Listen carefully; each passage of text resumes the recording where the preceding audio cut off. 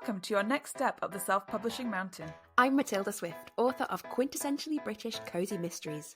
And I'm Samantha Cummings, author of young adult books about magic, myths and monsters. I've written the books, Changed their covers, tweaked their blurbs, tried tools from a dozen ads courses. and I'm still not seeing success. Now, we're working together to plot and plan our way from barely making ends meet to pulling in a living wage.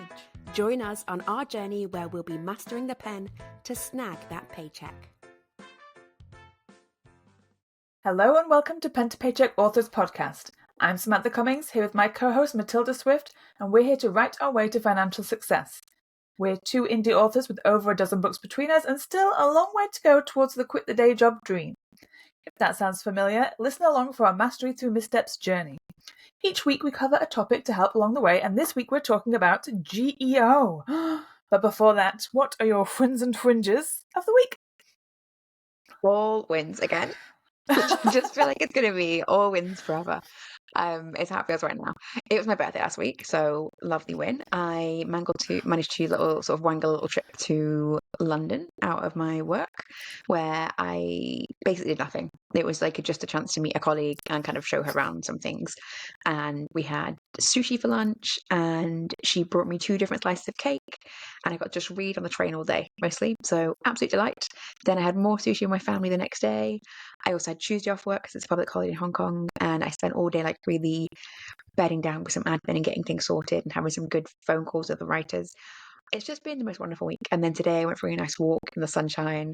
I feel like I could go on and on and on. Like I've just got a list of so many good things.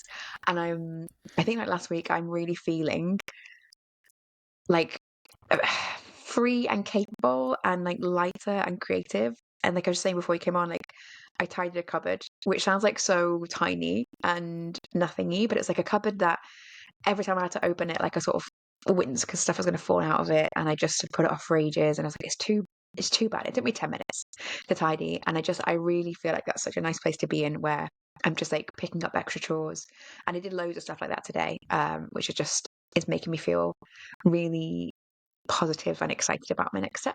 I have got 4.5 work days left before I am free to spend my time doing more things like that. So yes, very exciting. How about you? I started with a whinge. So when we recorded the last episode, I was ill, and that illness continued. I mean, I still, even a little bit now, feel like I'm not 100%. And I think it may have been COVID, if I'm being honest. It wasn't like a normal cold that just blasted through. It was like, it has lingered. I took a couple of days off my day job, which was nice. And I sat on my sofa literally 8 hours playing Nintendo and writing, because I obviously had to take the time to write. So I have done a lot of writing this week, although a little bit of a whinge is that I'm behind where I should be on my word count. But my win is this weekend I've written 6,000 or 7,000 words, which has been very nice, like a very comfortable writing experience, just so cozy, because the temperature's really dropped here and it's been foggy all day, and I just have had like, I've still got my blanket, I've had my blanket with me, and I've been tucked up listening to really cozy videos and just writing away and eating fantastic food that I obviously cook myself because I love cooking. And just feels so cozy right now. Like I was planning, I was putting together the ideas for our new planner next year, because we have the same planner, and that felt so much like, I'm just like snuggling down to get things all in place. I feel like a little mole, like digging out a new nest. Yeah. It feels delightful. Yeah, I'm entering cozy mode. I've been doing like what we're talking about today, which is GEO. I've been doing some work of that, and I will talk about this in further detail soon, but I released my first blog post that's in kind of relation to this project, and that's just been really fun. I feel like, even though it's like I'm adding another project back onto my list when I'm trying to get projects off my list, I just love adding projects to my list. I love doing more, and I want time to do more. So my whinge is that I don't have time to do more, but my win is that I want to. Do it anyway. Yeah, doing it anyway. So we are on the topic of the week, which is GEO. Is that the same as SEO? It certainly is not, although it is similar. So SEO is search engine optimization, but GEO is the next step in that, which I've got a nice little AI overview from Google here, because I need to say the words in the right order, otherwise it don't make sense. It stands for Generative Engine Optimization, and it's effectively it's to help AI searches and AI search engines, because so many people, and like Google included, so many search engines are using AI now as one of their like major functioning tools whenever you like search for anything. And AI searches differently than just SEO searches. So it's no longer just about making sure your website has all the right keywords and is structured the way that Google wants it to be structured.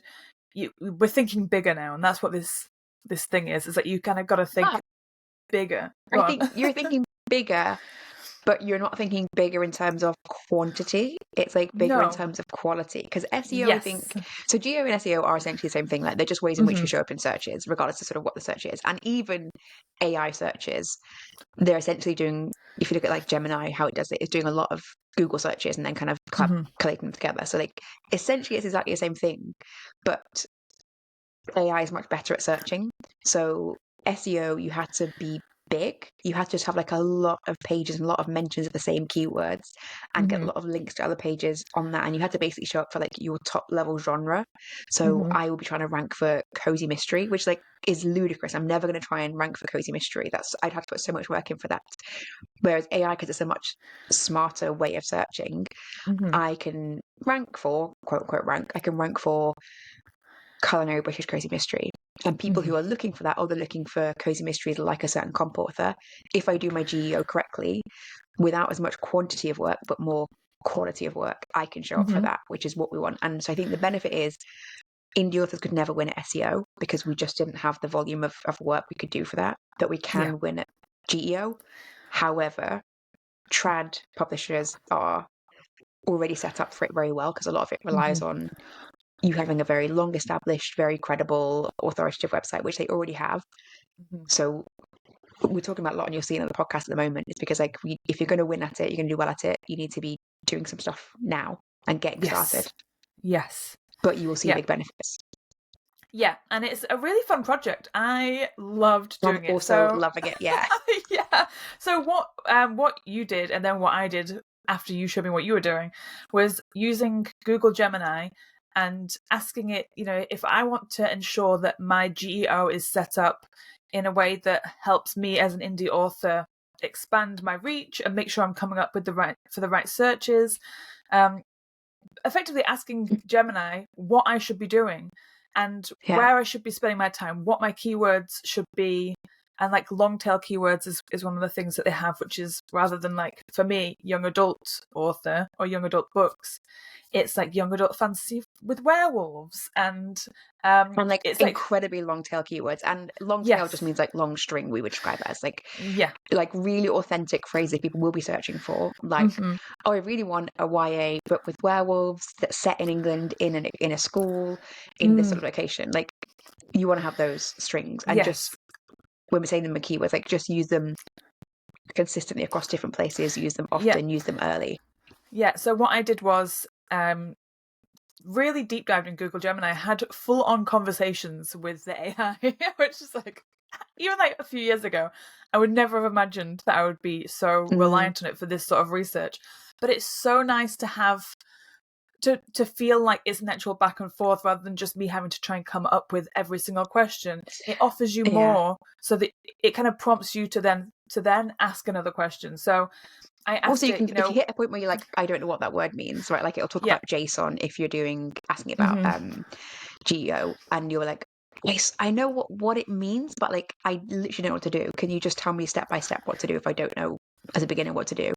And that I really like. You can ask incredibly specific questions and just tell it, can you step by step this, as if you're describing someone who's never heard any of those words before in their life. Yeah. So I took all of my questions into Google and into Gemini and said, here's a link to my website. This is what I want to be found for. These are the books that I write. Currently, what is my website doing right and what's it doing wrong? And that was really nice because obviously, like, Gemini is so nice to me. My best friend literally has not said a negative word against me ever. It's like, just says all the right things. It's like, you're doing great. Like, you're doing great, sweetie. Can I also just say, for all the people who like ChatGPT evangelists, I feel like Gemini, I don't feel like this. Gemini is definitely going to win in the end, right? So, like, A, Google doesn't particularly care about being first, it cares about being best. And B, there is a really, really good podcast that was recommended by Joanna Penn on her podcast. It's called Lenny's Newsletter. No, it's not. It's called Lenny's Podcast. Lenny also has a newsletter. It's called Lenny's Podcast.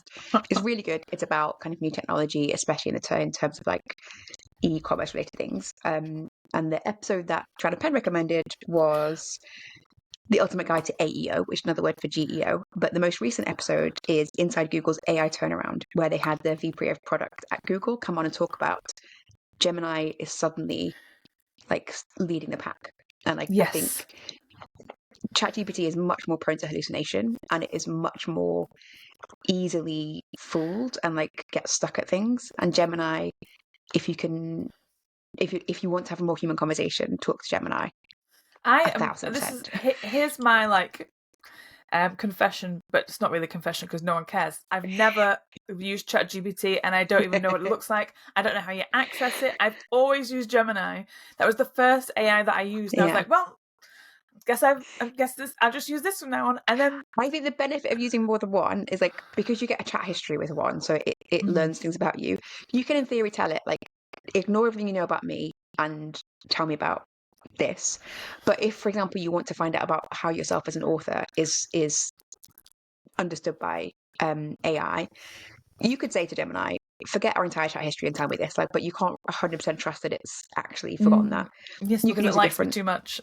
Exactly. don't want to hurt my feelings. It wants to please you. You could use ChatGPT, for example, if you never really use it. Yes, and you can just log out of ChatGPT and use it without login. I think issues as well with ChatGPT is like it's got a very restrictive free plan, whereas Gemini, incredibly liberal free plan. The only thing it really limits is like a few of the more complicated things. It'll give you like a few deep searches a month, for example, but like that's all you need. Yes. So I think it is though worth looking at the other AIs and seeing like how they search. Gemini does have a slightly different method of searching. Because it uses Google, which is already so advanced. So it's a slightly different method of searching. So if you're doing a GEO correctly in alignment with Gemini and you're having the correct results with Gemini, it's worth checking on ChatGPT to be like, yes, there's maybe some slightly different things. Yeah, but that is advanced thinking about it. I think we want to think today about, we're not too much worried about advanced things, like, which like, what are some easy wins? What are some really easy wins we can get out of the way to be like, I don't have all the time in the world. What do I have to get done just to make sure I'm not falling behind? So yeah, asking your AI engine of choice, aka Gemini, what do I need to do to improve my website? And you can tell it like, I am looking to improve GEO. For some reason, when I kept searching GEO, it thought I meant like geology. And it's like, just a reminder, I don't mean that. And then it would start talking about SEO, and it's like, just going to clarify, I mean this, because I've had other chats about similar things. So yeah, if it gets stuck on something or gets the wrong idea, you can correct it and you can tell it, I'm researching this topic, can you look at my website and tell me this? I would also say the best thing to do when you're just getting started is look for what someone would look for when they're looking for you or when you want them to find you. So I asked it, I'm a reader and I want to find a British culinary cozy mystery series, one that's published quite recently. Ideally, I'd love to have recipes in it. And it did not find me.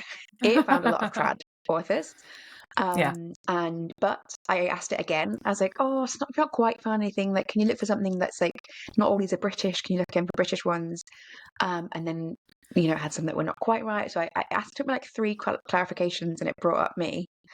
And it's worth figuring out that. And then I could say, actually, surprise, I am Matilda Swift. Why? And it was like, oh my goodness. Pull the mask off. Yeah. So excited to meet you. Surprise, it is me. Why was I not coming up first in the search terms? And it was so clear. It had like, you wanted culinary cozies. All the data I can find about you online, it doesn't specifically say culinary about your books. And when it says culinary related terms, they're not high enough in the search, and they're not high enough in the responses. So everything that you will find about GEO is like, you should be having in your first sentence or two, almost like a tiny, tiny summary. Like that is what it reads. And then if it finds that useful enough, it will go on further. So I want to change my like bios and blurbs to culinary cozy mystery author of British books with recipes, and then continue from there. Yes. So that's what I spent last weekend doing. I spent a whole day. I was just going to do a half an admin day last Saturday, and it took me from like basically like noon till midnight to do only because I was enjoying it so much. So to be fair, like I was just loving it. So I went through it. Obviously it scanned my website and told me where I was lacking, what I could tweak. And I then pulled all this information to a spreadsheet because I love a spreadsheet. So I I made myself a list of tasks to do on my website, which was to make sure that I had particular phrasing within like my introduction, and my descriptions of the books were better described.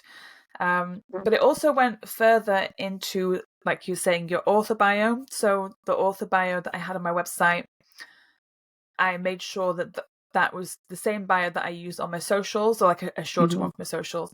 And my Google, no, I'm saying all the wrong words. My Goodreads profile and my Amazon author profile, I made sure they were all the same, and they were really like had a high density of my keywords, as you know, to as many keywords that I could get in without it seeming like, you know, it being unreadable and just seeming really obvious.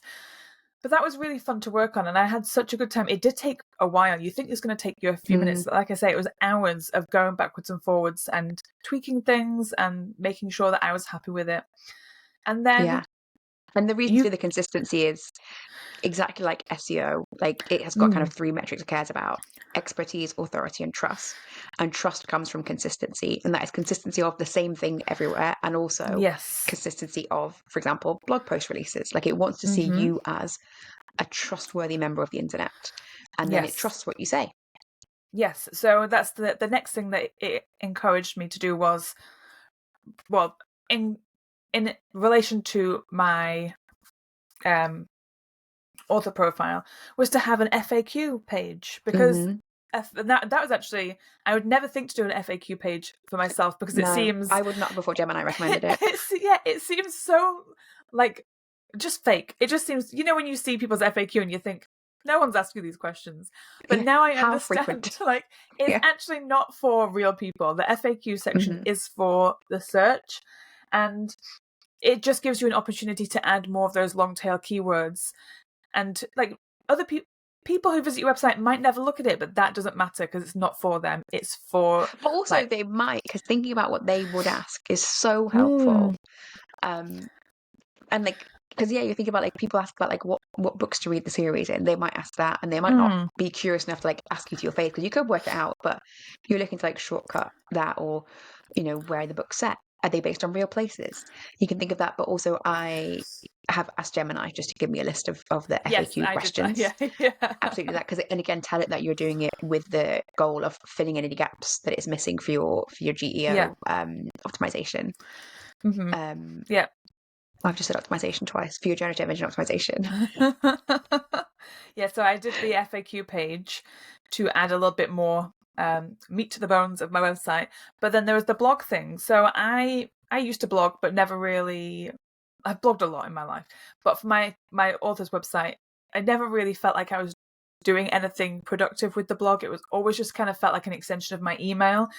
So I stopped doing it because it just felt derivative. It just didn't seem like it was worth my time, so I dropped it. Same. But after doing this research and understanding what GEO is and understanding what I'm trying to do, it's given me a better overview of my business, rather than just thinking about the books and like my social media profiles, which is basically where I just hone in on just those things: releasing books, social media.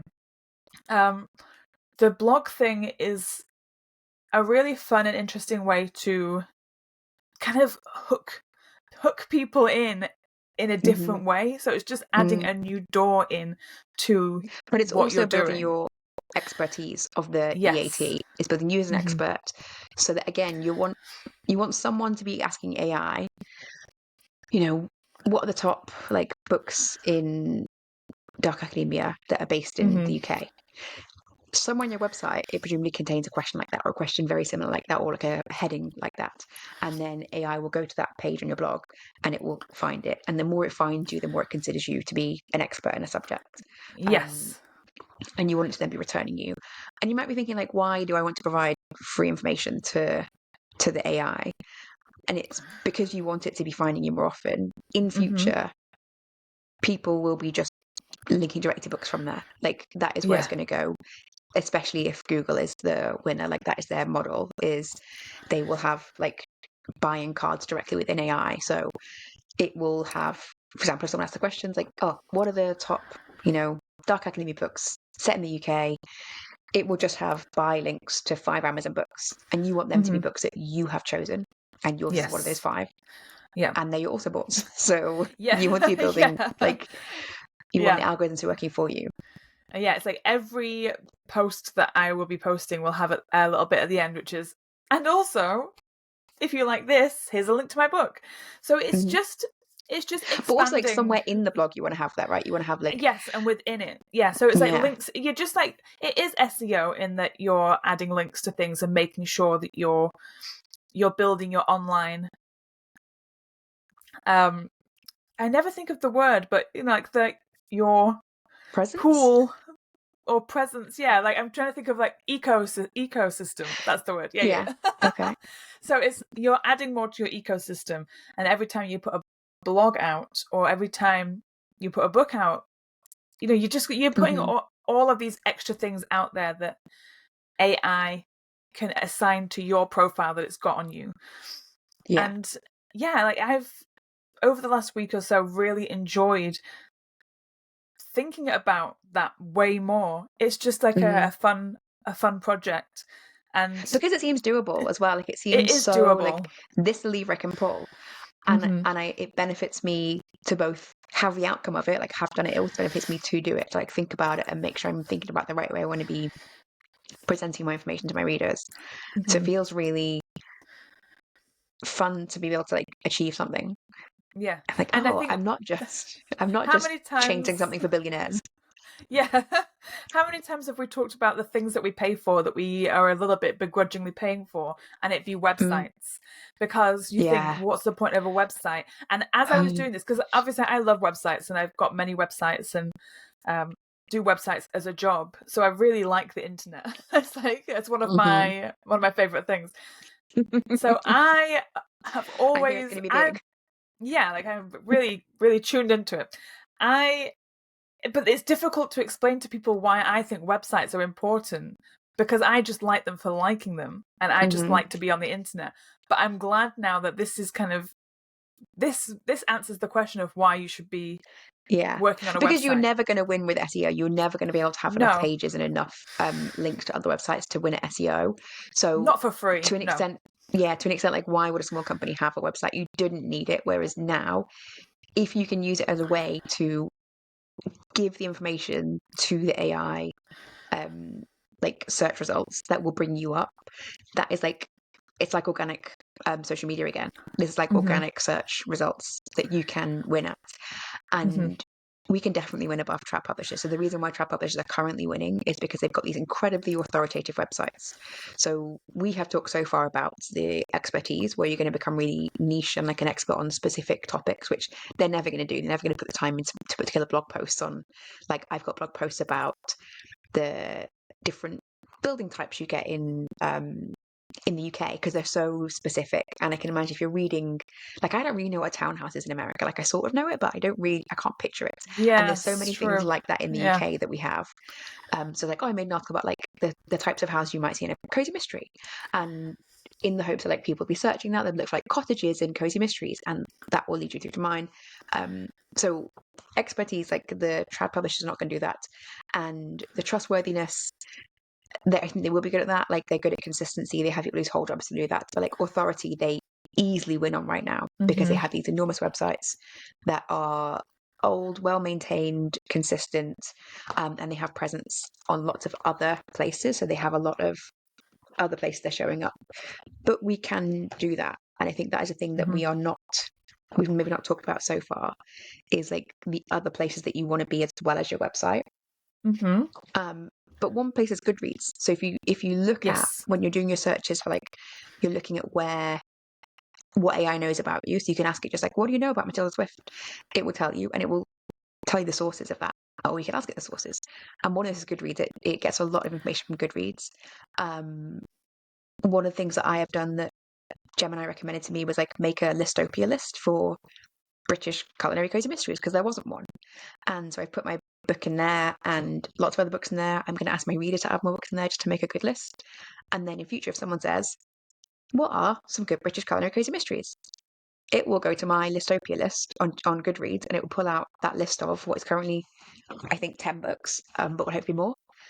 And mine are in there. I've put 3 of my books in there, 4 of my books in there. Not me, because you can't put your own books in there, but I asked someone else to put them in because they were on the topic, and I had put in other good books that would fit in. But also some other cozy authors and I have come together to like have a project for putting our books on other Listopias that are relevant, just to make sure that the information is coming back from Gemini, that we're not getting missed because, sorry, all my cats is on me, because trad authors have got better resource in this area.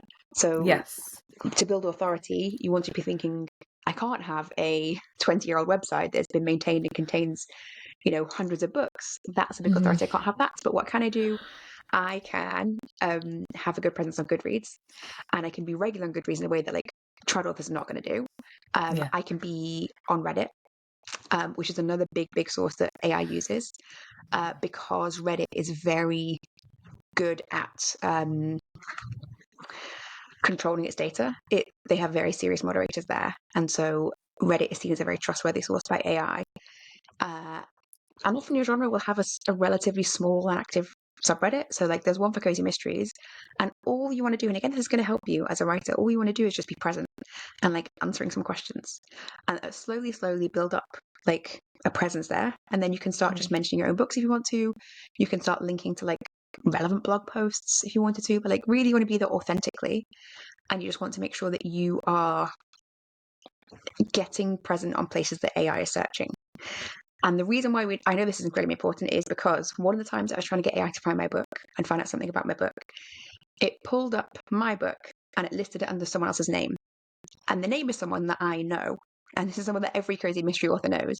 She reviews everyone's books. She is an absolutely delightful, wonderful woman she's got a very distinctive name. So her name has come up in conversation a couple of times and everyone knows who she is. She is lovely. And she also moves around a lot. So everyone's always talking about like, oh, where is she right now? Very excited to know. And so she reviews everyone's books, and she's really, really good at it. Like she really puts the effort into review it straight away. She'll read everyone's books from everyone's ARC teams. But my book came up as being by her, and a couple of other books came up as being by her, and it's because her name is all over Goodreads associated with cozy mystery books. So Goodreads has her name. Goodreads has high authority, and it has her name associated with cozy mystery books. And AI thinks she wrote them because she's so present. You want to have that presence yourself. Obviously, I would rather her name weren't associated with my book because she didn't write it. But like it was so illustrative to see that and be like, oh, I know exactly why her name is here. And it wasn't just on my book, it was on other books. It's like because she's reviewed so many books on Goodreads. You could do that. You could have other presence on a Goodreads. There's a blog section on Goodreads. In fact, I might add you can feed your blog through to Goodreads. Yes. I have not done that, but I will do that. Oh, I'm going to put that on my list. Yeah. But like, these are not all quick and easy, but they're all simple. They're all doable. Yes. And they're all impactful. It all feels like you're doing stuff that's not a waste of time. And that's the thing that I struggle with the most sometimes is you put a job on your list and you do it and then the job's done and you don't ever think about it again. It's just a passing ship. I like things that I can tell are making a difference and are interactable as much as I want it to be. Knowing that I'm going in a particular direction, like I just need that assurance that like this is all the right thing to be doing, and it's not difficult, but it just takes a little bit of time. I like that as like a fun Especially challenge. when time is limited.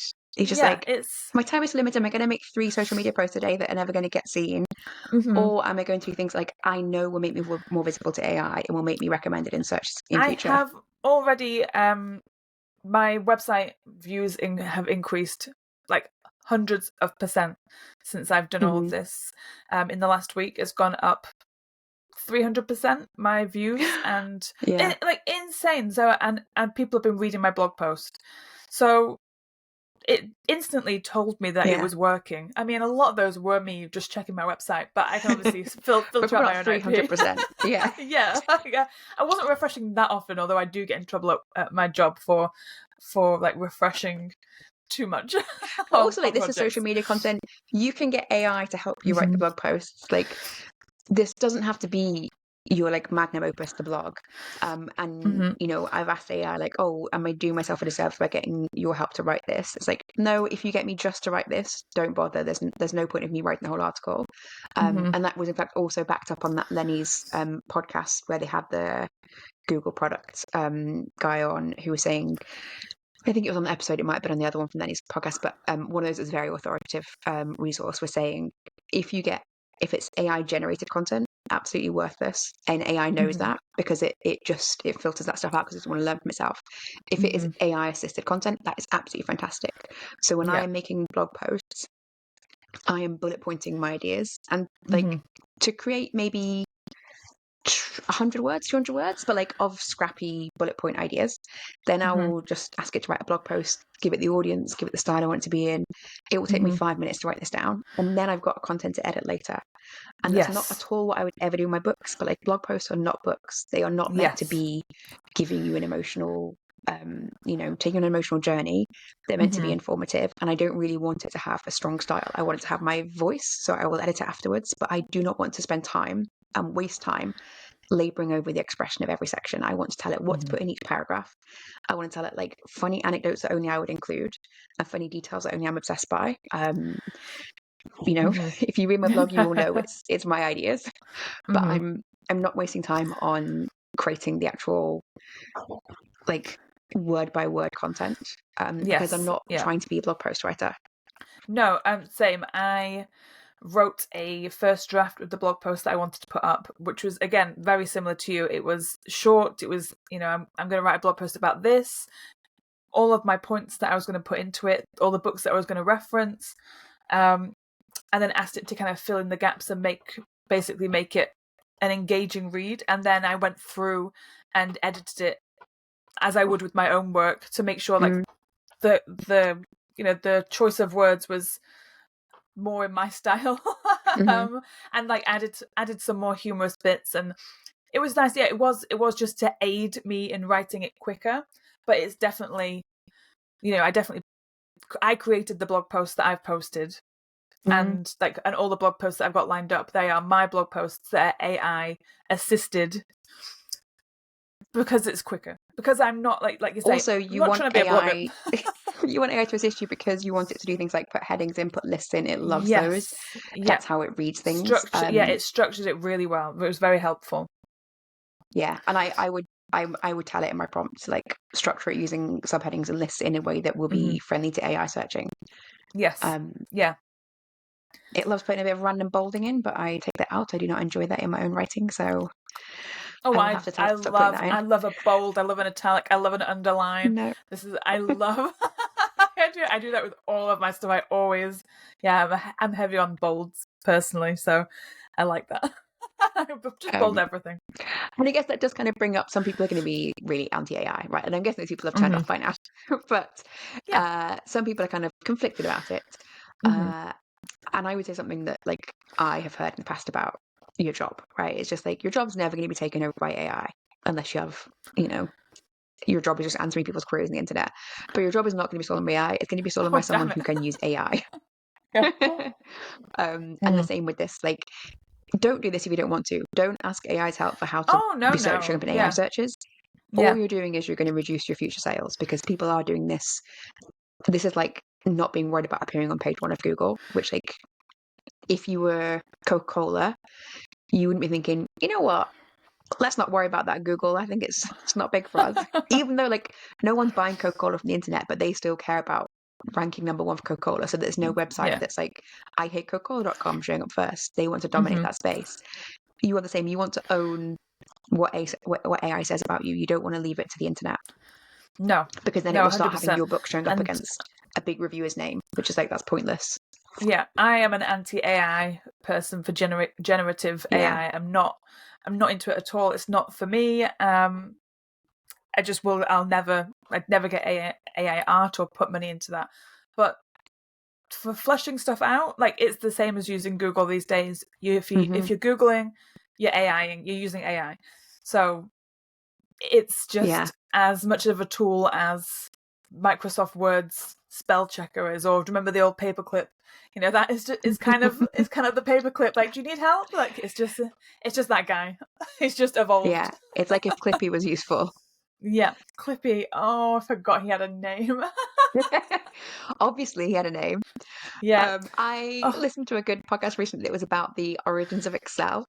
And obviously, like at the time, I don't remember this, it was before my time on computers, but at the time they were like, there are many other spreadsheet like products out there that you could buy, and Microsoft just wanted to have one, to dominate the market, and so this team worked on Excel really, really hard, and they didn't like the name Excel, so the team that made it brainstormed names to take to the marketing department, and their names, I can't remember what they were so good, but they were like Mr. Spreadsheet.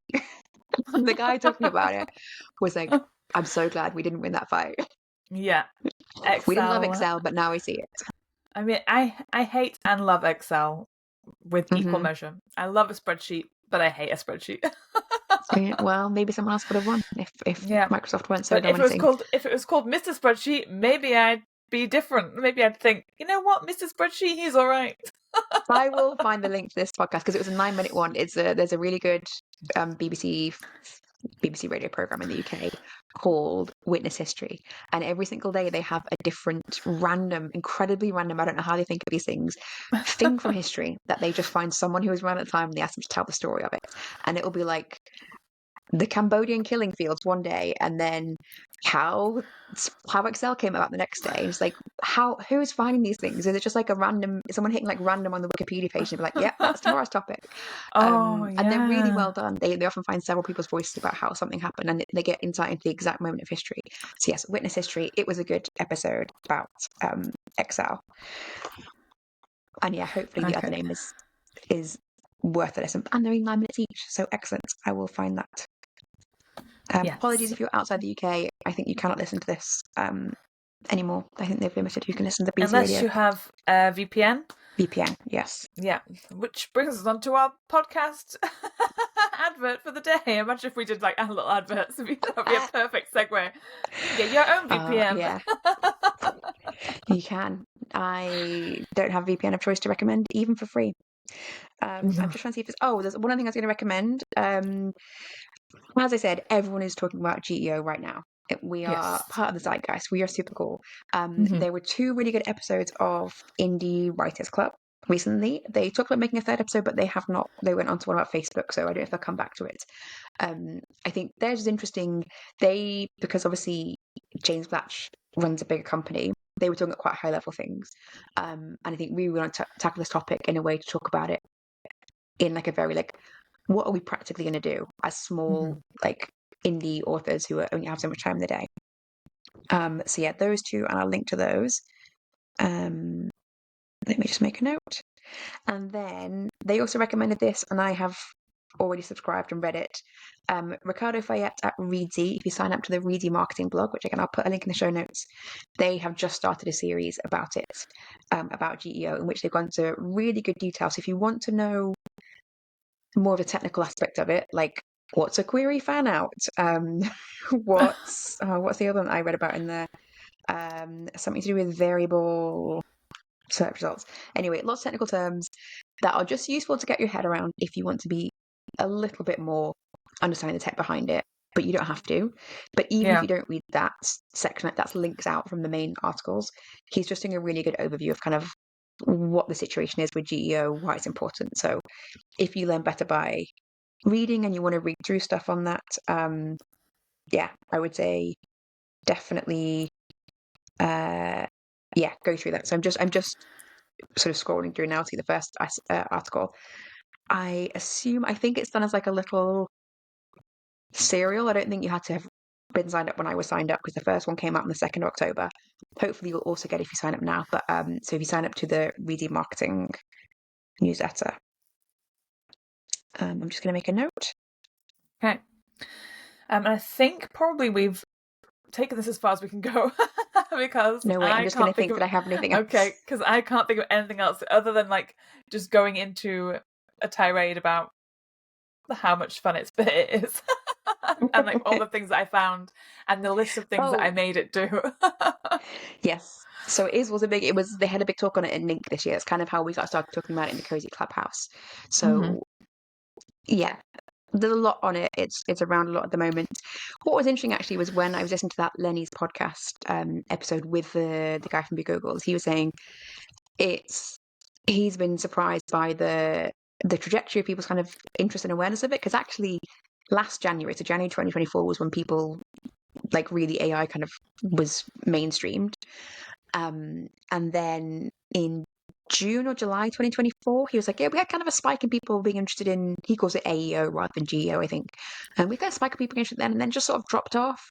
And then there's another spike in January this year, and another spike in summer this year again. And it's like, and it's now suddenly like zoomed up, like it's exponential growth. Everyone is suddenly into it.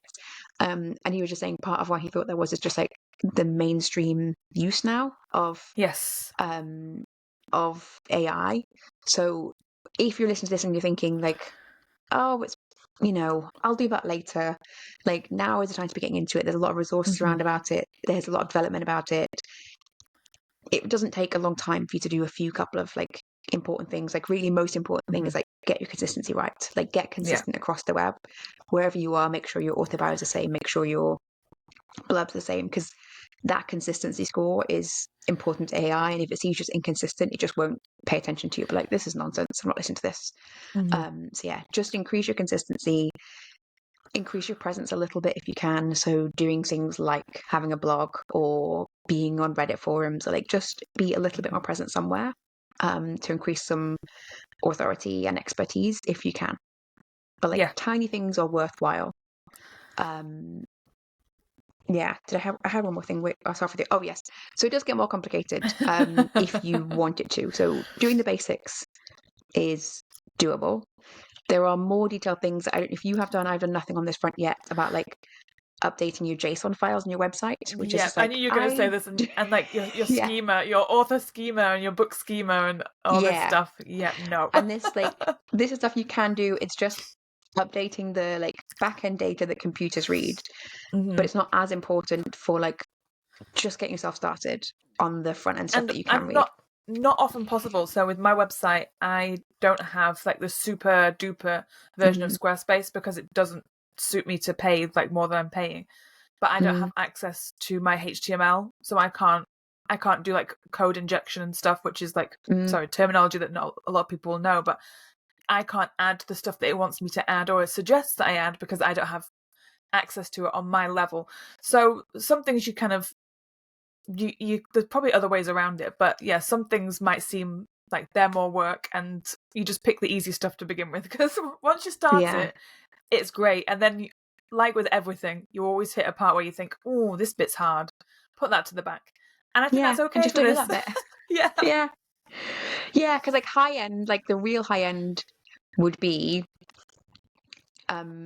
getting other people to talk about you. So if like even beyond like updating your website, your like kind of back end metadata is like getting people to talk about you, and that would be my next step if I were going to do something. So like real high end would be like having a Wikipedia page, because that is incredibly trustworthy. Like it is user generated and moderated. Like there is no information on there that is untrustworthy to AI. But obviously I probably have to kill someone to get a Wikipedia page, and like someone famous, I'd have to like kill the king, and I'm not going to do that. That just seems like I would it would have more negatives than positives. But you could do things like be in your local newspaper, and be connecting to other authors in similar genre on their blogs. Because if we can get everyone blogging, then we can just connect that way. Yes.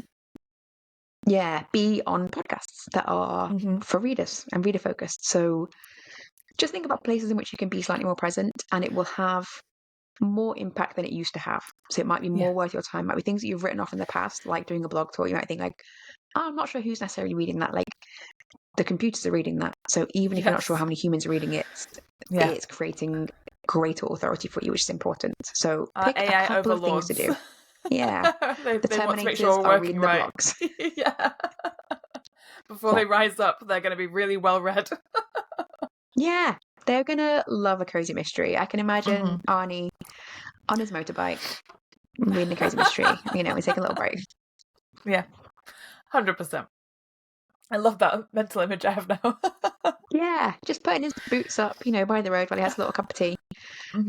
He's done a lot of hard work. Yeah. Trying to done a lot. destroy the rebels that day. And yeah. He needs a break. Everyone needs a cozy mystery.